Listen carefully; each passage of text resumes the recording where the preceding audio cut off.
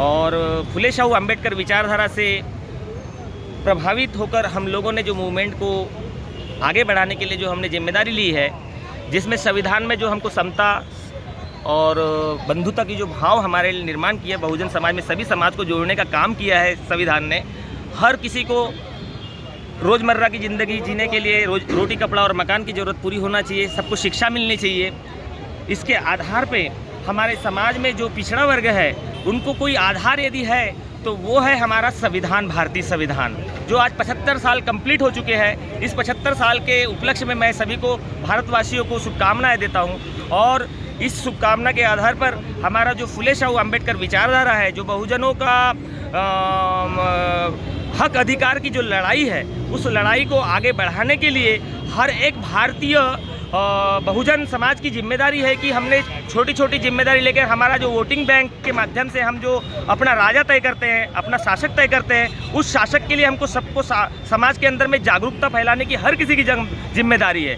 क्योंकि समाज के अंदर में जो आरक्षण के माध्यम से, बाबा साहब के दिए हुए संविधान के माध्यम से जो फ़ायदा लाभ उठाए हैं लोगों ने, हमारे बहुजन समाज ने, उसका पेबैक टू सोसाइटी के माध्यम से समाज को कुछ भी वापस नहीं दे रहे हैं। आज हमारी सबकी जिम्मेदारी है कि जिन लोगों के भी गवर्नमेंट सर्विस, गवर्नमेंट सरकारी नौकरियां मिली है और पेंशनधारी है, जो भी लोग, उनकी एक जिम्मेदारी है कि उन्होंने समाज के लिए कुछ, संगठन को आगे बढ़ाने के लिए कुछ अपना कमाई का कुछ हिस्सा मूवमेंट को आगे बढ़ाने के लिए उनका योगदान होना बहुत जरूरी है। तभी हमारा समाज खड़ा होगा और हमारा शासक बनेगा। बहुजन का शासक तभी बनेगा जब हमारा कैडराइज रहेगा और वो ज्ञानवान बनेगा। ना कि काल्पनिक ज्ञान होना चाहिए, जबकि वास्तविक ज्ञान होना चाहिए। हमारा वास्तविक ज्ञान हमारा फुले शाहू अम्बेडकर विचारधारा के अंदर, हमारे समाज के अंदर में जितने भी संघर्षशील महापुरुष, संत गुरु महापुरुष रहे हैं, जो योद्धा रहे हैं, उन्होंने अपने घर भरने का काम नहीं किया है। क्योंकि माननीय और कांसीराम साहब ने बाबा साहब के मूवमेंट को आगे बढ़ाने के लिए अपना दिल,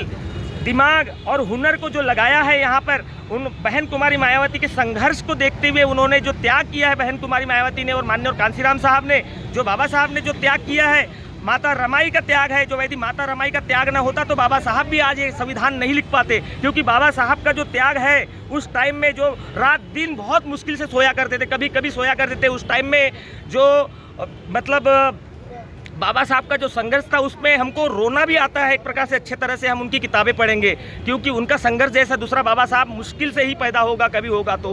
क्योंकि आज दूसरा बाबा साहब जो तैयार हुआ है तो माननीय और कांसीराम साहब है।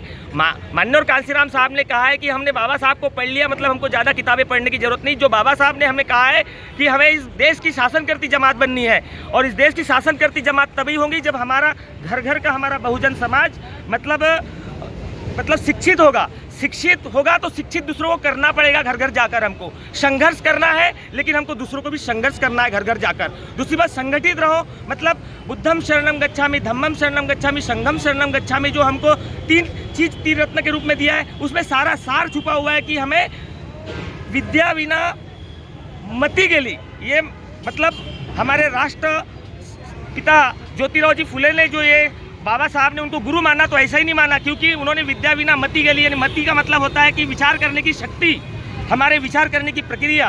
क्योंकि विचार करने की प्रक्रिया क्षमता नहीं है, क्योंकि विद्या बिना मती गेली, मती बिना नीती गेली। म्हणजे नीती नाही आहे आमच्या जवळ, तर आम्ही काही भी प्रकारचे काही आंदोलन नाही करू शकत। तर नीतीसाठी आम्हाला म्हणजे आपल्याला हे करावं लागेल, संघर्ष करावा लागेल। और नीतीच नहीं रहेंगी तो हमारे पास गति नहीं आएंगी। गति का मतलब हमारी स्पीड नहीं रहेंगी, और गति विद्या बिना मुझे गति नहीं रहेंगी तो हमारा वित्त नहीं आएगा। वित्त मतलब संपत्ति, जो अभी वित्त मंत्री जो कुछ भी है, तो वित्त बढ़ाने के लिए विद्या की म्हणजे इतका अनर्थ है का विद्या केले, ऐसे महात्मा फुले जी कहते हैं। और इसलिए हर घर घर में हमको एक शिक्षित बनाने के लिए, हमारे माता बहना को हमको घर से शिक्षित हमारे बच्चों को करेगी, वहाँ से हमको महापुरुषों की विचारधारा स्कूल तक के, ह्यूमन रिसर्च डेवलपमेंट मिनिस्टर तक के हमारी बात जाना चाहिए। जहाँ से पहली क्लास से लेकर तो 10वीं क्लास तक के स्कूल लाइफ में ही हमको बच्चों को पढ़ने को मिलना चाहिए। जहाँ पे हमारे बच्चों को पहली क्लास से लेकर 10वीं क्लास तक के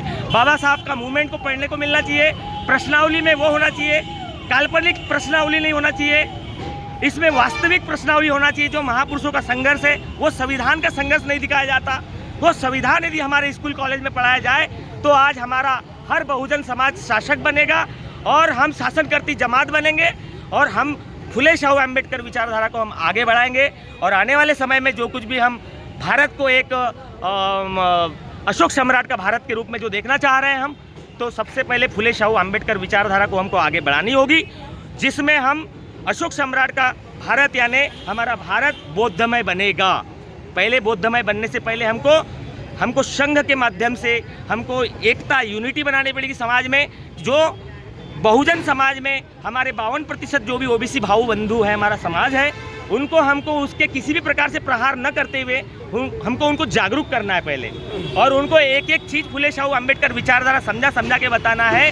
डायरेक्ट उनके ऊपर में प्रहार नहीं करना है, अंधश्रद्धा निर्मूलन, क्योंकि वो कैडराइज नहीं है ज़्यादा से ज़्यादा, क्योंकि उनके लोग सुनने को तैयार नहीं है। हमको यदि अपना दोस्त बनाना है उनको, तो हमको पहले उनके ऊपर प्रहार न करते हुए सही महापुरुषों का सही संघर्ष और उनके किए गए संघर्ष में उनके ही समाज के जन्मे हुए महापुरुषों को याद कराना है, उनका इतिहास को पुनरावृत्ति कराना है, जिसमें उनकी आंखें खोलने में हम मदद करेंगे। इतना ही कहकर मैं अपने बहुजन समाज के हित के लिए अपना कार्य बहुजन वॉलेंटियर फोर्स के माध्यम से नागपुर का संयोजक होने के नाते मैं राम कुमार गोनेकर नागपुर से अपनी बहुजन फुले शाहू अम्बेडकर विचारधारा के साथ में मैं अपने बाबा साहेब अम्बेडकर के मिशन को आगे बढ़ाने में मैं अपना सहकार्य करते रहूँगा। जय भीम, जय भारत, जय संविधान।